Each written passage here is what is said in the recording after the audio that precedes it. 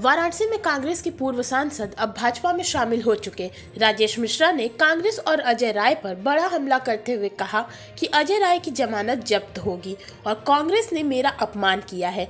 कांग्रेस को खत्म होने तक मैं बदला लूंगा और अब जीवन के अंतिम सांस तक भाजपा के साथ रहूंगा। कांग्रेस इसीलिए खत्म हो रहा है कि उसे राजनीतिक सलाहकार नहीं, स्टाफ एडवाइजर चला रहे हैं। कांग्रेस की आज की स्थिति के बारे में मैंने कई बार अवगत कराया, लेकिन शीर्ष नेतृत्व को कोई मतलब नहीं है। इन लोगों से वही व्यक्ति मिल सकता है जो इनका स्टाफ चाहेगा।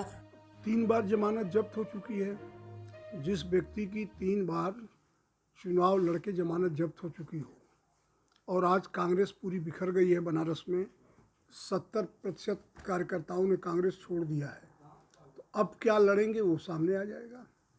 देखिए, कांग्रेस जो नेहरू जी और इंदिरा जी के समय जो कांग्रेस थी, यहाँ तक कि सोनिया गांधी जी के समय जो कांग्रेस थी, आज वो कांग्रेस नहीं है। राहुल गांधी को और प्रियंका गांधी को पूरी तरह से नॉन पॉलिटिकल लोग जो उनके स्टाफ के सदस्य हैं और जो कहीं ना कहीं से कम्युनिस्ट पार्टी के सदस्य रहे हैं, वो उनको एडवाइस कर रहे हैं, कांग्रेस चला रहे हैं।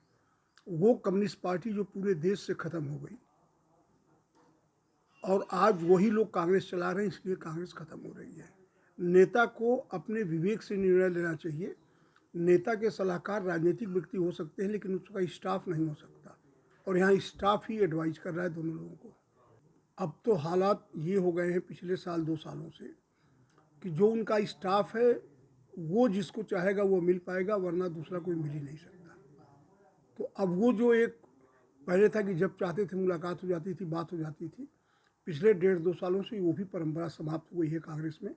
और आज जो कांग्रेस में भगदड़ का माहौल है पूरे देश में, उसका सबसे बड़ा कारण यही है कि लोग अपनी बात को नेताओं से बता ही नहीं पा रहे हैं। हमें लगता है कि सोनिया गांधी से मुलाकात 1 साल पहले हुई थी या 8 महीने पहले, और राहुल गांधी और प्रियंका गांधी से मीटिंग में मुलाकात हुई थी। विधानसभा के चुनाव में मुलाकात हुई, उसके बाद नहीं हुई थी। सारी जानकारी उन लोगों को है। सुझाव उसको दिया जाता है जो सुझाव माने। सुझाव उसे देना चाहिए जो बातों को समझने की कोशिश करे और समझ के निर्णय ले। जब आदमी कहता रहे किसी बात को और आपको सुनना ही नहीं है, उससे कोई लेना देना नहीं है, फिर बार बार अननेसेसरी सुझाव देने का कोई मतलब नहीं होता। देखिए, घोर उपेक्षा भी ठीक था। वो हमें टिकट न देते ठीक था, वो हमें पद न दे ठीक है, लेकिन अपमानित करने का अधिकार किसी को नहीं है। इस बनारस में मैंने यूनिवर्सिटी की राजनीति छोड़ने के बाद विधान परिषद का पहला चुनाव अपने दम पे जीता 8 जिले में। निर्दल उम्मीदवार था मैं, जब चुनाव जीता था 8 जिले में हमने सबको हराया था। उसके बाद हमने कांग्रेस हाउस के अंदर कांग्रेस के बेंच पे मैं बैठा था। उसी समय लोकतांत्रिक कांग्रेस बन रही थी, लोग मंत्री हो रहे थे। हमसे लोग कहते कहते थक गए। मैंने कहा मैं कांग्रेस की राजनीति मुझे करना है, मुझे मंत्री नहीं बनना है। मुझे लोकसभा का टिकट मिला, कांग्रेस ने दिया, मैंने सांसद की सीट कांग्रेस को दी थी। हमसे पहले इसी बनारस में कमलापति जी के बेटे स्वर्गीय लोकपति जी, स्वर्गीय दूधनाथ चतुर्वेदी जी, स्वर्गीय रत्नाकर पांडे जी, स्वर्गीय श्यामलाल यादव जी, सब लोग चुनाव लड़ चुके थे, सबकी जमानत जब्त हो चुकी थी।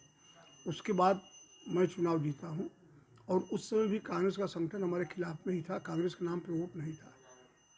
2009 का चुनाव में इसलिए हारा कि मुख्तार अंसारी हमारे सामने बसपा के उम्मीदवार हो गए और पूरा चुनाव ही सांप्रदायिक हो गया। तो जो मुसलमान हमारे साथ थे वो मुख्तार के साथ चले गए, जो हमारे साथ हिंदू थे वो बीजेपी के साथ चले गए, मैं चुनाव हार गया। उसके बावजूद भी कांग्रेस को बचाने की बहुत लगातार हमने कोशिश की। 10-12 साल मेरे दिमाग में था कि किसी तरह कांग्रेस खड़ी हो जाए। मैं जान रहा था कि कांग्रेस पास वोट नहीं है, कांग्रेस पास कुछ देने के लिए है ही नहीं है, और मोदी जी के सामने तो कोई विकल्प ही नहीं है। जब देश में विकल्प नहीं है तो बनारस में कहाँ से विकल्प हो जाएगा। तो इस चीज़ को मैं जानता था, लेकिन उसके बावजूद मन में ये था कि नहीं, कांग्रेस खड़ी हो जाए। लेकिन जब कांग्रेस के नेता ही नहीं तैयार है कांग्रेस को खड़ा करने के लिए, तो हम अकेले क्या कर सकते थे। प्रियंका गांधी ने कह के रामनगर में मेरी मीटिंग में नहीं आई, मेरे रोड शो में कह के नहीं आई, और प्रियंका गांधी, और हद तो तब हो गया जब इसी बनारस में, जहाँ का मैं सांसद रहा हूँ, राहुल गांधी अपनी न्याय यात्रा लेके निकले थे उनके साथ गाड़ी पे वो चेहरे खड़े थे जिन्हें बनारस में कोई पहचानता नहीं, और लोग मुझे देख रहे थे, मैं पैदल चल रहा था। राहुल गांधी की निगाह 3 बार मुझसे टकराई, तीनों बार उन्होंने हाथ हिलाया, लेकिन इतना यदि उनके पास विवेक नहीं है कि बनारस में किसे हमें गाड़ी में बैठाना चाहिए, किसे नहीं बैठाना चाहिए, तो मैं समझता हूँ ज़बरदस्ती किसी को बुद्धि और विवेक नहीं दिया जा सकता। अब ये तो कांग्रेस को आशा होगी ना, मुझे क्या आशा है। मैं तो चाहूँगा कि मोदी जी की मार्जिन जो पिछली बार थी उसका कम से कम डेढ़ गुना 2 गुना बढ़े। मैं तो ये चाहूँगा ना। हमारा पार्टी जो हमसे अपेक्षा करेगी उससे ज़्यादा करेंगे। हमें लगता है कि बीजेपी ज्वाइन करने से ही मोदी जी की मार्जिन अपने आप बढ़ गई है, और बीजेपी जो हमसे पार्टी कहेगी वो मैं उस काम करूँगा। देखिए, हमने टिकट मांगा ही नहीं है। मैंने सब कुछ पार्टी पे छोड़ दिया है कि आप जो तय करेंगे, जिस काम को कहेंगे, मैं उस काम को करूँगा। यहाँ तक कि बीजेपी ज्वाइन करने के बाद आज तक मैं दिल्ली नहीं गया हूँ। सुन रहा हूँ कि पार्टी हमें चुनाव लड़ाना चाहती है। पार्टी चुनाव लड़ाएगी, चुनाव जीतूँगा। पूर्वांचल में कहीं से कोई हमें लड़ा दे भाजपा के टिकट पर, मैं चुनाव जीत जाऊँगा। वो तो दिक्कत उसके लिए होती है जो एक क्षेत्र में सीमित होता है। मैं तो पूर्वांचल में कहीं से लड़ जाऊँगा भाजपा के टिकट पर। उम्मीद नहीं। देखिए, कारण उसका क्या है ना कि बीजेपी के पास बूथ पे कार्यकर्ता हैं, उनका संगठन बहुत मजबूत है, हर लोकसभा में उनके पास पर्याप्त वोट है। किसी सीट पर मैं चुनाव लड़ूंगा तो अपने व्यक्तित्व पर पूर्वांचल में 1.5 लाख 2 लाख वोट मैं भाजपा के सिंबल पर बढ़ा लूँगा, चुनाव जीत जाऊँगा। इंडिया अलायंस का कोई संयोजक बना है? जब संयोजक नहीं बना है तो प्रधानमंत्री का चेहरा कौन बनेगा? उत्तर प्रदेश में सबसे बड़ा सूबा है देश का, 80 सीटें हैं, और 17 सीटों पे आज तक कांग्रेस को उम्मीदवार नहीं मिल रहे चुनाव लड़ने के लिए। यहाँ तक कि अमेठी और रायबरेली जो कांग्रेस की सबसे मजबूत सीट मानी जाती है, वहाँ भी अभी तक उम्मीदवार नहीं घोषित हुआ है। तो आप क्या उम्मीद करते हैं कि इस परिस्थिति में भी कोई मोदी जी का विकल्प हो सकता है क्या? ऐसा है ना कि ये बयान जिन लोगों ने दिया होगा कि फला लड़ सकता है, फला लड़ सकता है, तो इसका उत्तर उनको देना चाहिए। मैं तो शुरू से जानता था वो चुनाव यहाँ से नहीं लड़ेंगी, कोई नहीं लड़ेगा, मैं तो जानता था।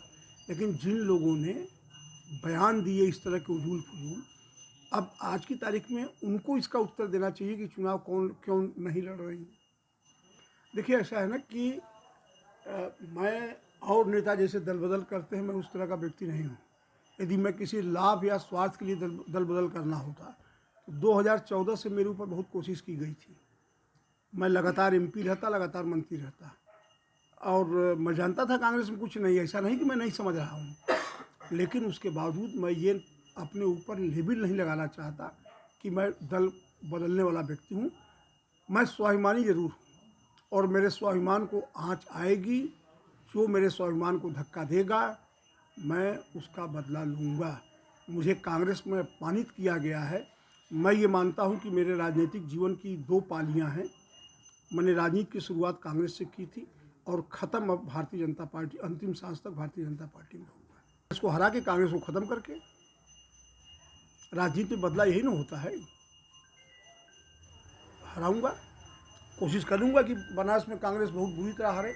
मोदी जी का जो जीत का अंतर है वो दुगना तुगना बढ़ जाए।